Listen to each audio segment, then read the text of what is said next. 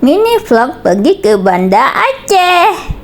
Pada pagi hari itu kami berangkat ke Banda Aceh pada pukul 8 guys. Sekarang kita ganti ke bahasa Aceh ya, karena ada yang request. Nah selanjutnya kamu Tamang Terowongan. Nah, nyo kamu katuk di Kota Blang, Kota Beriman. Gino kamu katuk Bak Suzuya Mall Birun. Butoi tat ba ulo kamu jangan ulo cukup berat tat tarik. Nyo kamu katuk di Bate Ili. Hino lo jaman dong teng leng mano hino.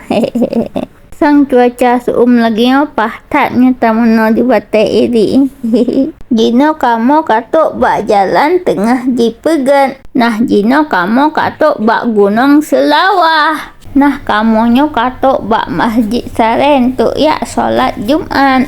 Alus solat Jumat kamu nak jalan Ubanda. Ternyata di sini jalan Jipi tengah Jipegat. Nah jadi cerita singkat je kamu katuk bak Menara BSI. Alusnya kamu jak laju bak hotel untuk ya check in. Hotel yang kamu jaknya jih cukup unik, beda dengan hotel lain. Bahkan karena di lantai sanyan adalah dokter gigi dan lantai duanya adalah hotel.